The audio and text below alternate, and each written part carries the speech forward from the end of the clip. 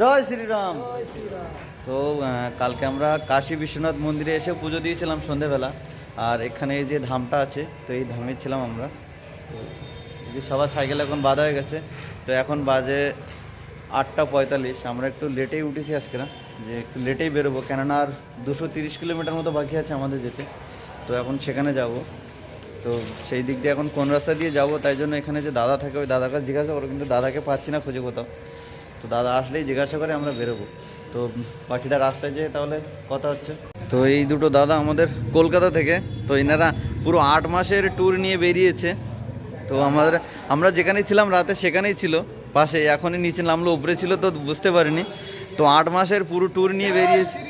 জয় শ্রীরাম। তো পুরো 8 মাসের ট্যুর নিয়ে বেরিয়েছে। তো দুজনকে অনেক স্বাগতম, যে 8 মাসের ট্যুর পুরো কেদারনাথ, অযোধ্যা, রাম মন্দির, পুরো ইন্ডিয়া ঘুরেই বেরোবে। তো অনেক ভালো তাদেরকে, যেন তারা এই ট্রিপ খুব ভালোভাবেই পুরো করতে পারে। আর আপনারা যারা দেখছেন তারা সবাই একটু আশীর্বাদ করবেন তাদের জন্য। তো আমরা এখন কাশী বিশ্বনাথ মন্দির থেকে বেরিয়ে পড়েছি। এই যে রোডে আমরা এখন যাচ্ছি অযোধ্যার দিকে, আজকে যাব। তো আজকে অযোধ্যা আমরা ঢুকতে পারবো না, আমরা হয়তো কাল পরশু তার ঢুকতে পারি, কেননা এখনও 230 কিলোমিটার রাস্তা। তো তাই জন্য আমরা যাচ্ছি যে 100 কিলোমিটার করে পার ডে সাইকেল চালাচ্ছি কষ্ট করে, তাই জন্য। তো এখন এই কাশী বিশ্বনাথ মন্দির থেকে আমরা বেরিয়েছি, কিছুক্ষণ হলো, বাস 5 মিনিট হলো বেরিয়েছি। তো এই বেরিয়ে এখন সাইকেল চালাতে আছি আস্তে আস্তে। তো দেখতে দেখতে অনেকটা রাস্তা আমরা চলে এসেছি, আর এখনও আমরা আছি কাশী বিশ্বনাথ মন্দিরের কাছাকাছি আছি আমরা এখনও। তো এখন আমরা সাইকেল চালাচ্ছি। আজকে একটু কম শীত আছে, যার জন্য কালকের শীতটা বেশি ছিল। তো এই যে দাদা আসছে, জামাইবাবু সামনে আছে। তো তিনজনে একসাথে যাচ্ছি এদিক ওদিক করে। আর কলকাতা থেকে যে আরও দুটো সাইকেল রাইডার ছিল তারা আছে পেছনে আছে, তারা একটু পরেই বেরোবে, কেননা তারা মন্দির থেকে চান টান করেই বেরোবে, তারা গঙ্গায় চান করে বেরোবে, তাই জন্য আমরা আগে বেরিয়ে এসেছি। তো দোস্ত দেখতে পাচ্ছেন আমরা এখন বেনারসের ব্রিজের ওপরে, বেনারস পৌঁছে গেছি আমরা। এই যে বেনারস নদী, আর ওপারে গেলেই বেনারস। তো আমরা আজকে প্রায় 100 কিলোমিটারের ওপরে সাইকেল চালিয়ে এখন বেনারস পৌঁছে গেছি। খুব সুন্দর লাগছে, কিন্তু সারাদিন একবারও রোদ বেরোয়নি আজকে।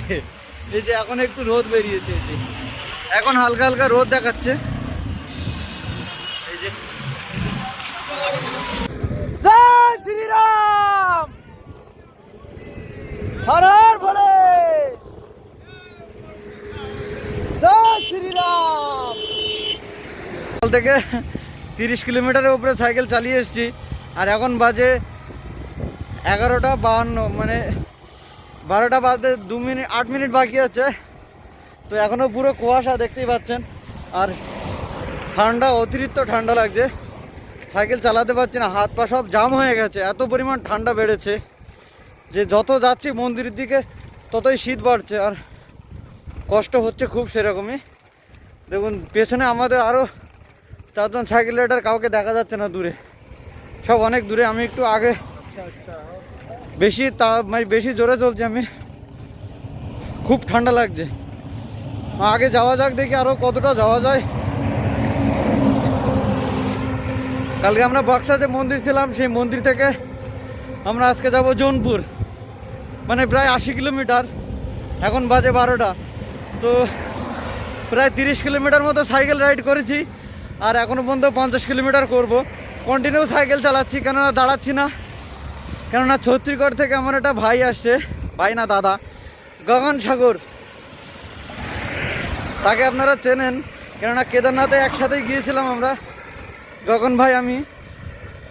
তো গগন ভাইয়ের সাথে আজকেই দেখা করার সুযোগ আছে। তো গগন ভাইয়ের সাথে দেখা তো করতেই হবে।